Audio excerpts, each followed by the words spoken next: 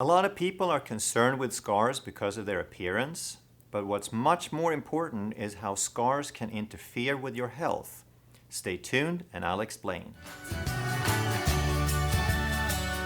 Hey, I'm Dr. Sten Ekberg with Wellness for Life, and by subscribing to our channel, you will learn everything that you need to know to master true health. Most of us have scars, and sometimes it can be annoying. We can be concerned with how they look, especially if they're in a prominent location. But very few people know how they can affect health, how they can interfere with healing. And the effects can be anywhere from negligible to absolutely devastating. In our office, we check for scars, one of the first things that we do. And if we find them, we show people how they can treat the scars. And in a lot of cases, that can be the key factor to allow the body to proceed to healing. So first of all, what is a scar? A scar is the product of repair. The body has had an injury and it tries to repair it. But the result looks different, it feels different, and it has different signal properties. And that's what we're concerned with. So when you grew the body the first time, then everything was moving, you had tension, you had fluid motion, and all the fibers aligned in an orderly fashion. When you have a cut and the body repairs it with a scar, then the fiber orientation is much more random. And that's why the tissue looks different, but again, it signals differently. And that's why we're concerned. There's two things that scars do. The first is it interferes with regulation. What is regulation? Everything in your body, from blood pressure to hormone levels to digestion to posture to muscle tone to thoughts to attitudes to focus, everything in your body is the result of brain turning things on and off. So the brain receives somewhere in the order of 1 billion bits of information every second, and every one of those bits is responded to. The brain responds by turning something on or turning something off. The sum total of all that turning on and off is called regulation. The better it works, the healthier you are. The more of it that gets a little out of balance, the more problems we start having. So regulation is huge, and scars can interfere with regulation. The second thing is scars actually cause stress. And why is that? Well, have you ever noticed, if you remember, how you were sort of just sitting around, not thinking much, and all of a sudden somebody touched you, maybe just a hair, and you jumped, and your pupils dilated, your hair stood on end, your heart raced, you got the shivers. That was a stress response, also called a startle response. And that's part of the fight-flight reaction. That's there to save your life. Well, the reason your skin is so sensitive and those hairs are so sensitive is that's your first line of defense. In order for your body to survive, you have to be ultra sensitive in the skin, and anything in the skin that's touched has the ability to trigger that fight-flight response. So a scar that can interfere with that signal can also create a fight-flight response. Even if you don't get the startle effect that you notice, even a little bit matters because it ramps up that fight-flight or that sympathetic response just a little bit. And over time, that can be significant. One of the oldest healing arts in the world is acupuncture. It's been around for thousands and thousands of years, so they must be doing something right. And I'm not claiming to be an expert on acupuncture, but I do know a few things. And that is that acupuncture is based on a meridian system. And a meridian is a channel of information. There's something that they refer to as chi, or energy, that flows in these channels, and these channels run in the skin. So if there's a scar that intercepts one of these channels, one of these meridians, then that information is going to come up to the scar, and it's going to either stop or get randomly scattered and dispersed. And why can that be devastating? Well, think about in acupuncture, they put a needle someplace in an acupuncture point, maybe in the head or in the hand, and somehow that needle affects the liver or the kidneys. Well, that's because there is some flow of information between that point and the organ that they're trying to influence. So in other words, putting a needle somewhere changes the way the body processes information. And that's part of this overall regulation. So again, if a scar interferes with that, now regulation is not working as smoothly and as fine-tuned as it's supposed to, as the body and nature intended. One of the most common things that we see in the office is women who have anxiety and depression after childbirth. Everyone's heard of postpartum depression.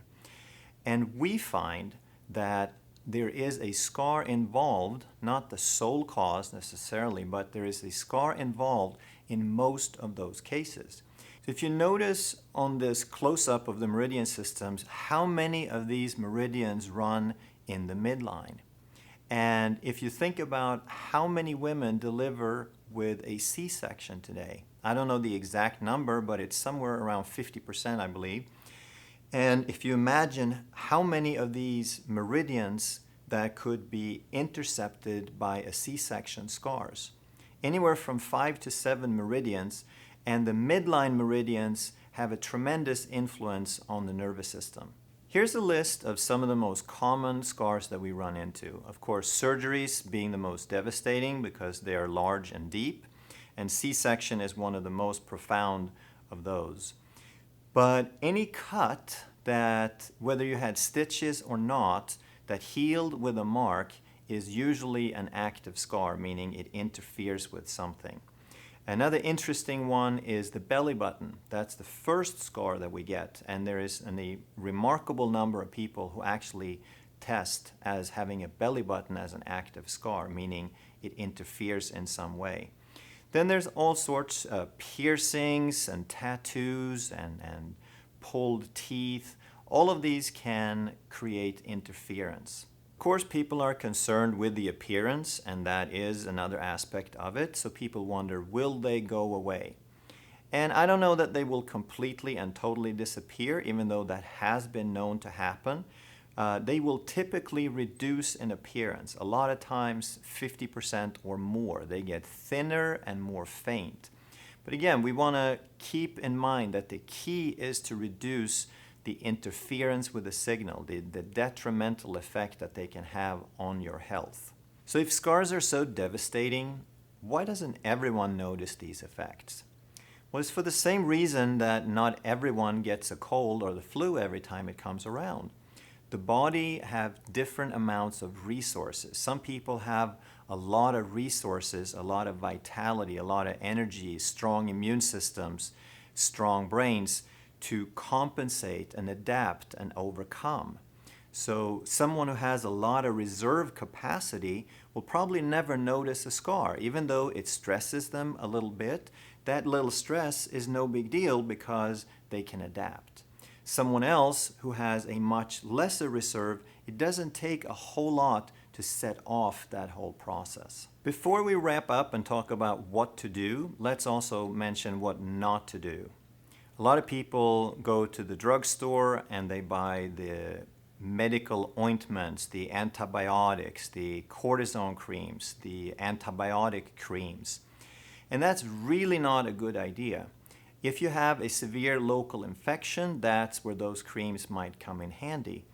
But these things are antibiotics. They interfere. Antibiotic means against life. It's going to kill something.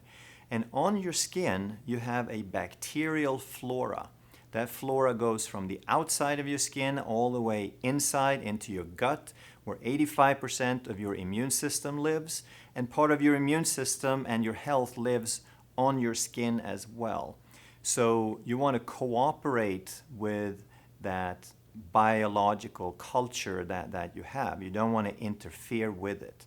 So stay away from those creams unless you have something of a more urgent medical nature. The treatment of scars is really pretty simple, and the things that reduce their appearance is the same thing that will improve the signal properties. So you can't really go wrong there. Here is a list of some of the things that we use in our office. We have found them to be very effective. They're good quality. These are typically only sold by professionals, but if you look around in your community, then most chiropractors will have a lot of these brands. You can call us if you'd like more information about it. You can also go online and look. There are lots of videos about essential oils and this oil and that oil, and they typically work really, really well. So that's not the key thing for most people. Another thing you can add is cold laser. And cold laser works great, oils work great, and the combination works even better. And there's a combination of the rubbing, which activates receptors, and the light and the nutrients in the oil. So all put together, then the combination works really well. So let me show you how easy it can be to do one of these applications. I'm going to show you the little pearl of standard process wheat germ oil, and you take a push pin or a safety pin, you just poke it into the side and you make a hole, and then you get a drop out, you put it on the skin and just rub it in. So you don't need a whole lot of oil. You want to use it kind of like a lotion to where you can rub it into the skin and it doesn't get all greasy with a lot of residue. So then you can add some laser to it, and that's about it. Thank you so much for watching this video. Make sure that you subscribe if you're interested in learning more about how to stay healthy as long as possible. And give us a like and hit that little bell for notification, and we'll see you next time. Thank you.